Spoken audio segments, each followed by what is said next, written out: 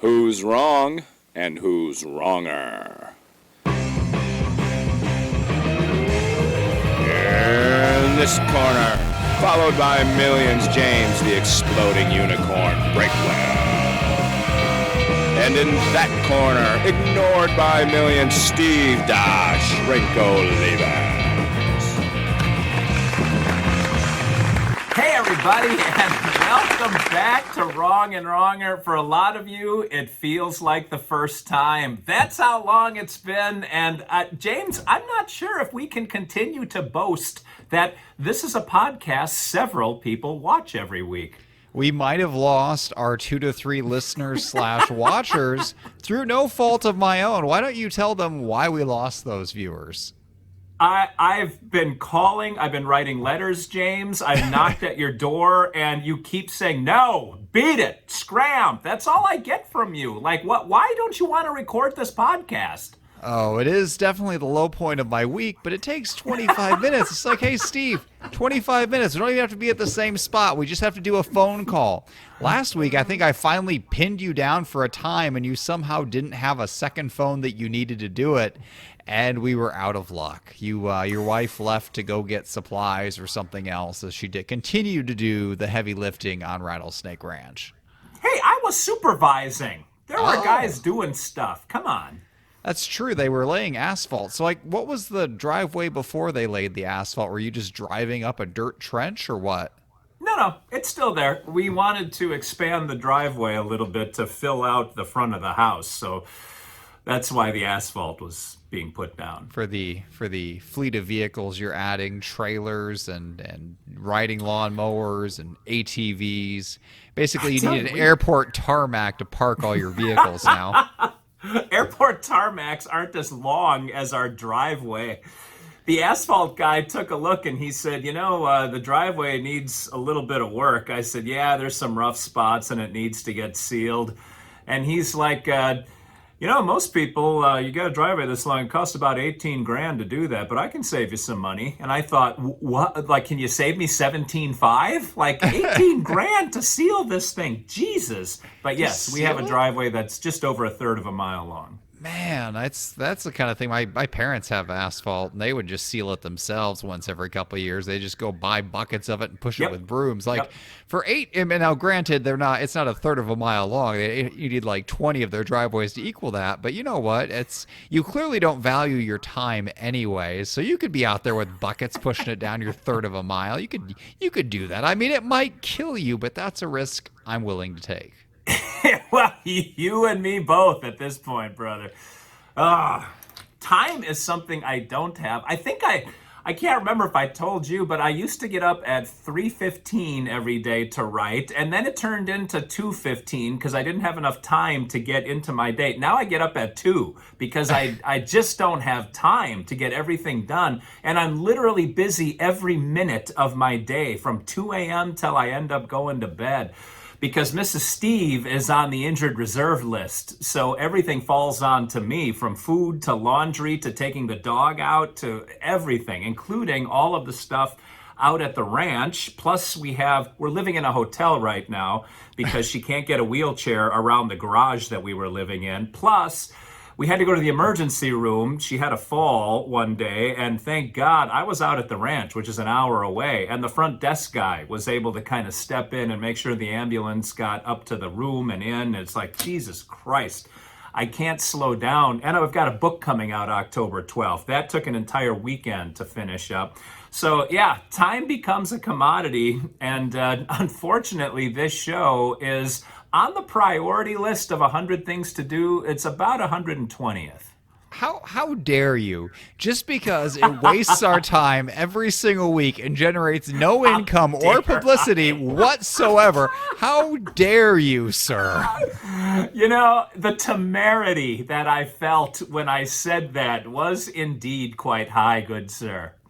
Man, that was a slap to the face. You know what? I'm here wasting my time too. We are in mutually assured time wasting, but that's okay because I enjoy Well, mainly just the secondhand disaster that is your life at this point. At this point, these episodes are therapy to me. You continue to go to new heights of chaos, but one thing I do need to know, as you push your wake up time earlier and earlier and earlier, you are old. So are you just going to bed earlier, in which case you gain no time? Not necessarily, because no. In fact, I'm actually going to bed later as I think about this. Like today, we're recording this on a Wednesday, and I only come into the office 3 times a week now. But that compression, the number of patients I see is still the same. So I'm actually seeing people until 8 o'clock tonight, which means I won't get out of here till 8:30, which means I won't get home until well after that. And ordinarily, I would be in bed by 9, but there's a 0% chance that that's going to happen. So you're sleeping from 9:30 or 10 to 2. Those are hours I ran for a number of years, and it nearly killed me. And you are much older and more frail than I. So I don't know if we're going to have you around for many more episodes. I'm starting to get alarmed. Yeah, and there's a lot of chasing. Wife's doctor is like an hour the other direction, and I'm the only one that can drive. And my life is a remarkable pain in the ass right now, James. Well, I am impressed that you managed to schedule in anything other than mowing. That's all I see from you on Twitter is mowing. And about the time you finally finish mowing that property, the first part of it will have grown up again. So that's going to be your new full-time job. Oh, not with the BAM, the big-ass mower. That thing, it's got a 64 horsepower engine and an 11-foot wingspan, and it boasts 11 feet? Yeah, it can mow 75 acres in an 8-hour day. How many acres do you have? Well, they're not all mowable, but 138. So it's going to take you 2 full days of mowing? No. We're not going to mow the whole thing. We'll probably mow 30 acres, maybe 40, but we won't mow it all the time. If I were you, I would mow around the house and then stop and just leave the rest to the rattlesnakes, or let some farmer come up there and bale it for you. Have you not made any farmer friends? You talk to everybody. You spent a week straight at a Waffle House. Surely you've made friends with a farmer. I do talk to everybody, and we've made friends with several people in town.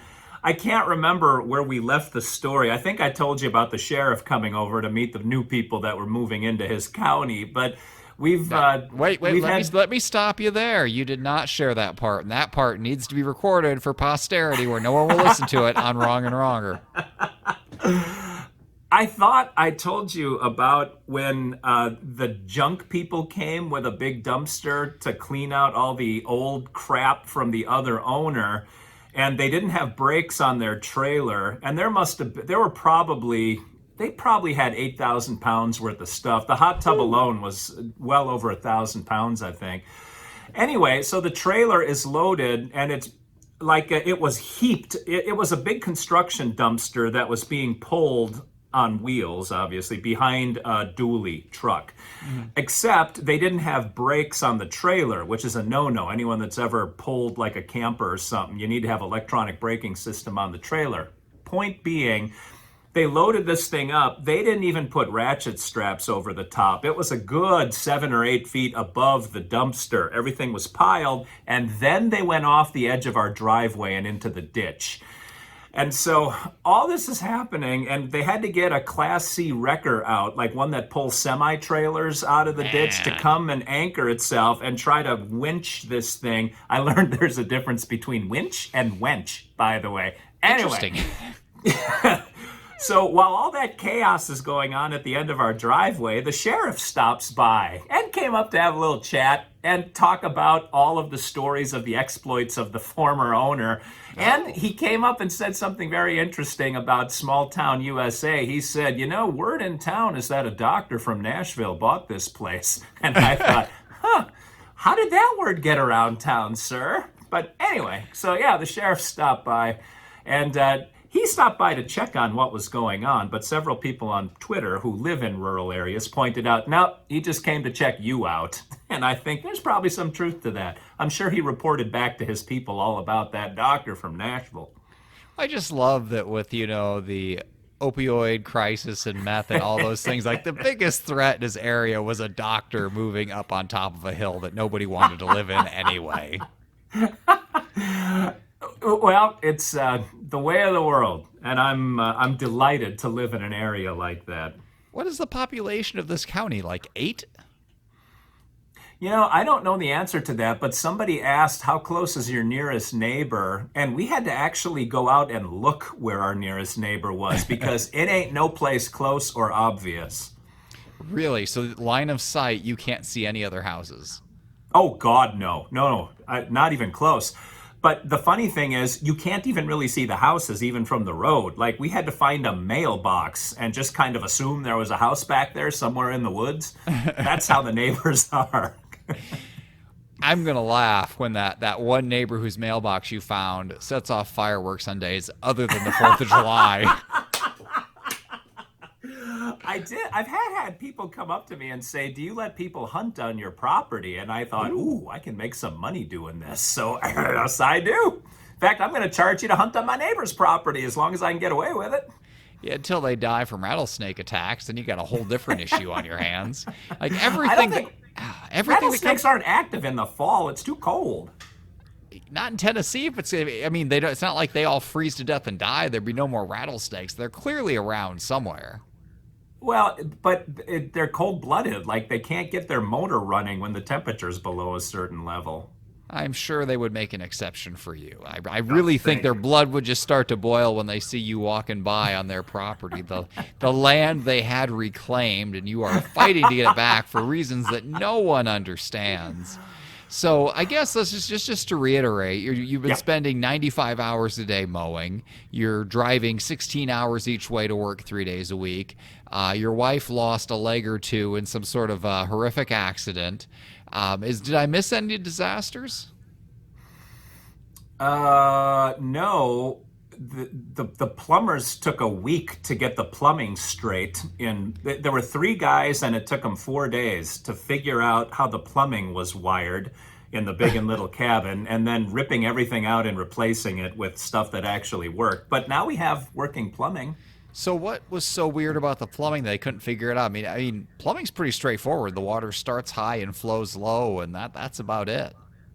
Well, it comes in from the road, which is over a third of a mile away. The 2 cabins are about 60 yards apart. And so they had to dig trenches to find all of the pipes. And then some of the pipes weren't adequate because they were built years and years ago. So that got replaced. The water filtration system wasn't adequate. There was a giant well, which wasn't a well. It's like a giant water tank with a pump in it that nobody could figure out why it was there or what it did. So that had to get removed and routed around. And then the piece de resistance was they could not figure out how the water didn't work in the small cabin. Mm-hmm. Something was keeping the water from going there. And that took 2 days to analyze that problem, diagnose what was going on, and fix it. And what was the answer? They thought that either pipes were clogged, or there was a shutoff somewhere in between that got shut off, or that something was not connected properly. And the funny thing was, in the home inspection, it said that the water in the small cabin worked just fine, which I had a conversation with the plumber about how the home inspector obviously lied because he or she did not want to make the march 60 yards and go check it. Might have been raining that day. Who knows? But anyway, the problem was we used to have a hot tub, and apparently in the country, you do things any way you can, anything to keep you from having to go to the store, which is like a half an hour away. So the plumbing to the small cabin actually was routed through the hot tub. So when the junk guys came and disconnected the hot tub and sawed all of the pipes off, they apparently sawed off the connector that went out to the small cabin. So in essence, the home inspector, when he did it, the plumbing there probably did work. That's a good possibility. I hadn't put that together because at the time. You have defamed an anonymous person for no reason, Steve. Take it back. Yeah, I didn't think about that. The conversation I had with the plumber was before he figured out what the problem was. So, yes, because the pipes were still connected back then, oh, man, that takes a little bit of wind out of my story sails, though. Well, as long as I can make it a little bit less fun for you to tell, but it's just as fun for me to listen to as everything continues to go wrong. So what are you, so are you still out there every day, even though you can't live at this place yet? 3 days a week I'm here in the office. Every other day I'm out there because my latest project is we're taking out the wood decks and we're going to pour concrete instead of having wood decks. And it is a slow go with one guy trying to remove decks. So it's my body. I'm in decent shape because I've been working out, but I'm not in construction shape, man. I have a lot more respect for those guys than ever because I've been swinging a hammer for the past week and a half, and I get like a little sweaty and a little shaky when I see the Aleve bottle on the counter because I know the magic pills are in that bottle, baby. So how long until Mrs. Steve regrows a leg or two and is able to help you again? She has a brand new ankle, and I think she said I don't know, I can't remember all the things that she tells me because, but I think it'll be 2 months that she's out of commission, at least out of commission. Now then she goes to physical therapy, and the cliche is she has to learn to walk again. She has to figure out how to use that new ankle, and so she's not going to be fully spry until at least a little bit into 2022.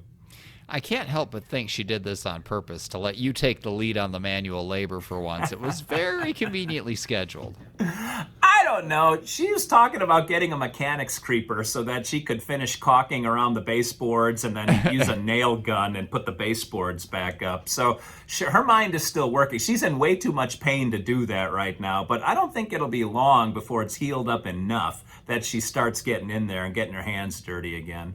So are you pouring the concrete patios yourself, or is this something you're hiring out? No, we're hiring it out. You found people to go up there? Every time Heather says, Mrs. Steve says, when is the concrete guy coming? I don't know, because he doesn't give a direct answer. Like, he'll say, so many things, variables, like the weather. Can we get concrete? Can I get my crew in? We just had to fire a guy. So we'll work out the scheduling. And I'm like, right, but I'm not there every day. So we need to work it out ahead of time. Ooh, I can't do it ahead of time because I never know when I'm going to be where. Like, it's going to have to be one of those things. And I think, okay, I don't know what one of those things means out in the country, but before anything can happen, those decks have to come out. And so I will finish ripping them up either over the weekend, or I actually have a crew of guys coming in on Monday. That's the rock star and his crew that I told you about, I think. Is this their first trip out, or are they making a second trip out? This is their first trip out. They had one scheduled, but we didn't have all the materials in because supply lines are down, because nobody wants to work anymore. We can thank the world for that. Man, but that contractor, the concrete guy, he is every contractor ever. Somehow something that should be very, like, I can't imagine the world of concrete, like, is in that much a flux. You go to the place, you get the concrete, you mix it up, you drive over, you pour it. But yet he's unable to plan even a few hours in advance. So someday he's going to call you by surprise, and you're going to be in a completely inconvenient spot, probably halfway across the country. And you're going to refuse to come back, and then you're going to buckle, and you're going to drive 9 hours back. Because if you don't do it at that exact moment, you will never see this guy again. Well, he will have left the property 8 hours and 50 minutes after I hung up, so I won't be able to get there on time. I also asked him, we're getting a garage, which, by the way, it takes 10 weeks just to get the materials delivered. But the part of the deal with the garage is we have to clear an area for the garage to sit on.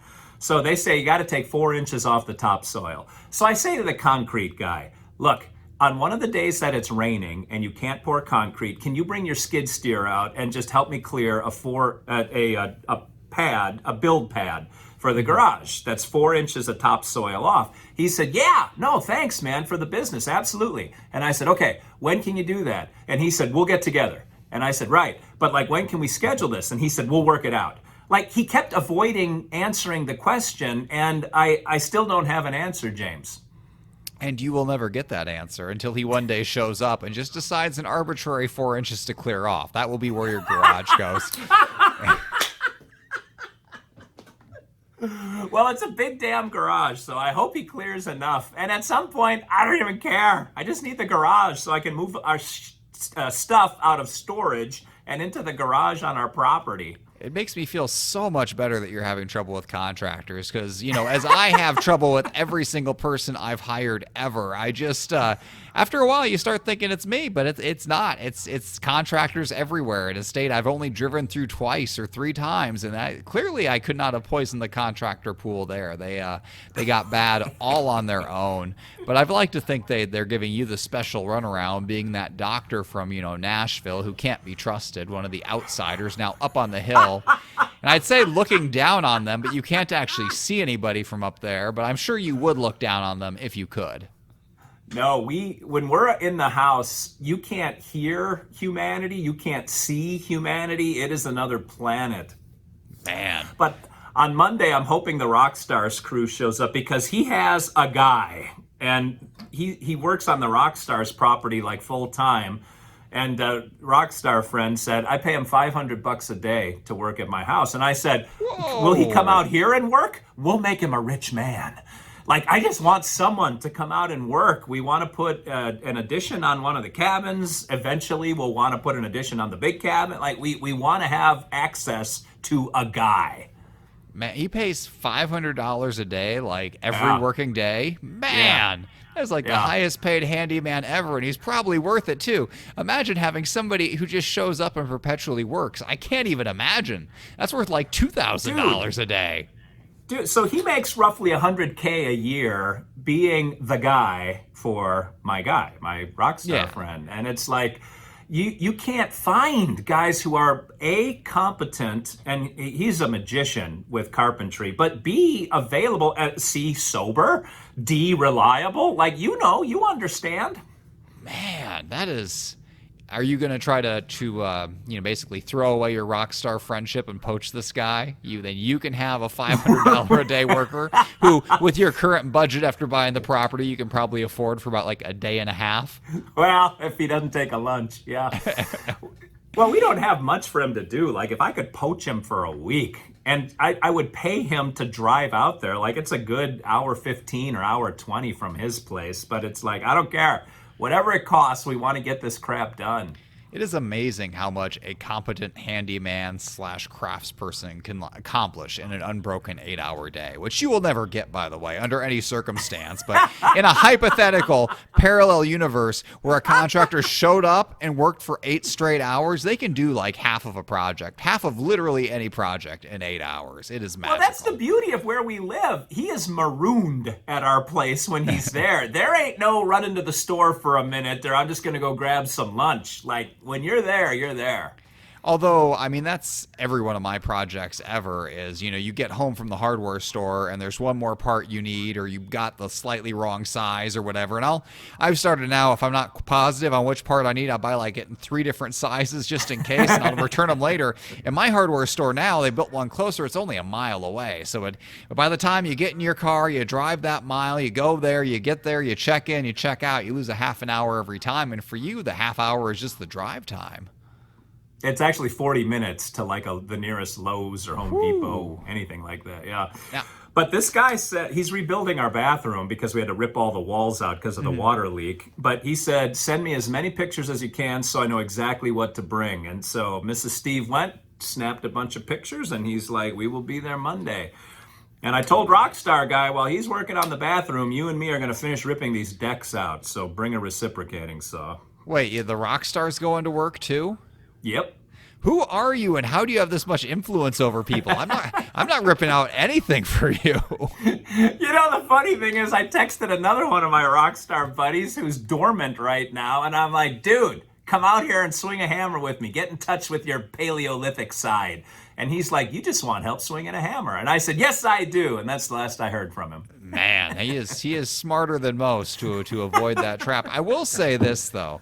The one absolute indulgence you need on this, besides the overall indulgence of owning just a rattlesnake-filled property in the middle of nowhere, is you got to get an electric gate. Those things are the coolest things ever. You put it way down at the end of the drive, and you push that button in your car, and it slides open, and it slides back closed.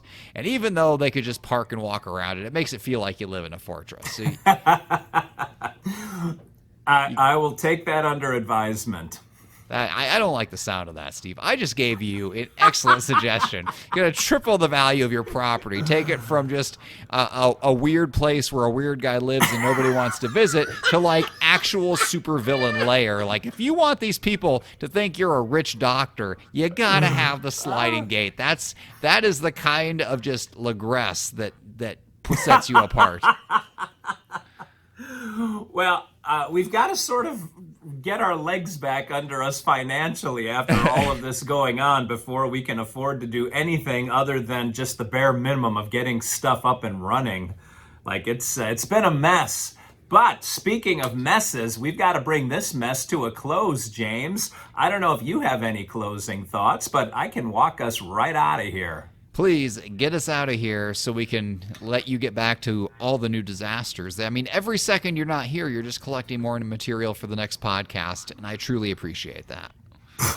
Well, one thing that I appreciate is any of you who have stuck around through the 2-week hiatus that James forced upon you and still are watching. So I continue to tune in and see me. And at some point we'll talk about like all of James' barnyard activities, and you can take that any way you want. But until we meet again, this is Steve Olives, Dr. Steve for James the Exploding and Pig-Owning Unicorn, saying thanks for watching, thanks for listening, thanks for leaving me alone during these moments of need and not pitching in and helping. I'm talking to you, Breakwell. And until then, remember as always, 2 wrongs can make a right.